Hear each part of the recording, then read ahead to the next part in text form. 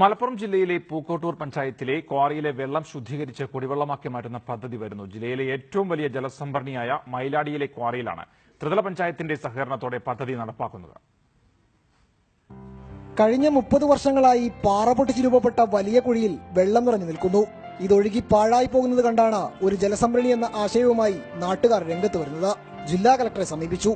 ഉദ്യോഗസ്ഥർ വന്ന് സർവേ നടപടികൾ പൂർത്തിയാക്കിയതോടെ ഒരു നാടിനു മുഴുവൻ ആശ്രയമാവുന്ന വലിയ പദ്ധതിക്ക് തുടക്കമായി. 5 വർഷം മുമ്പാണ് ഞങ്ങൾക്ക് ഇതിനെപ്പറ്റി ഒരു ചിന്ത വന്നത്. ഇത് നമ്മുടെ നാട്ടിലിപ്പോ ഭൂമിയിൽ ഓരോ വർഷവും ചെല്ലും തോറും ഓരോ മീറ്റർ ഭൂഗർഭജലം ഭൂമിക്കടിയിലേക്ക് പോയിക്കൊണ്ടിരിക്കുകയാണെന്ന് നല്ല ഉന്നത വിവരമുള്ളവർ പറഞ്ഞതനുസരിച്ച് ഞങ്ങൾ ഇതിന്റെ പിന്നാലെ പോയി. അപ്പോൾ ഇതിന്റെ ഭൂമിയെ പറ്റിയുള്ള പേപ്പറുകളെല്ലാം പഠിച്ച് അവസാനം കലക്ടർക്ക് റിപ്പോർട്ട് കൊടുക്കുകയും കലക്ടർ ഡെപ്യൂട്ടി കലക്ടറെ വിട്ട് ഇവിടെയൊക്കെ സർവേ ചെയ്യിപ്പിക്കുകയൊക്കെ ചെയ്ത് അങ്ങനെ മഹാത്മാഗാന്ധി ഗ്രാമീണ തൊഴിലുറപ്പ് പദ്ധതിയുടെ കീഴിൽ ഒരു ജലസംഭരണിക്ക് ഇവിടെ രൂപം കൊടുക്കാൻ കഴിഞ്ഞു. കനത്ത കുടിവെള്ളക്ഷാമം നേരിടുന്ന പൂക്കോട്ടൂർ പഞ്ചായത്തിൽ ഈ പദ്ധതി നടപ്പിലാക്കുന്നതോടെ സമീപ പ്രദേശങ്ങളിലെ പഞ്ചായത്തുകളിലും കുടിവെള്ളം എത്തിക്കാൻ കഴിയും. പദ്ധതിക്ക് പൂർണ്ണ പിന്തുണയുമായി മലപ്പുറം ബ്ലോക്ക് പഞ്ചായത്തുമുണ്ട്.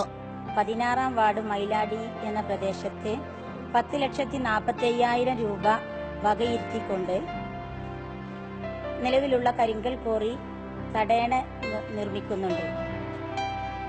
അതിന്റെ പ്രാരംഭഘട്ടത്തിൽ തന്നെ 9.5 ദശലക്ഷത്തോളം ലിറ്റർ വെള്ളം അവിടെ സംഭരിക്കാനായിട്ടുണ്ട്.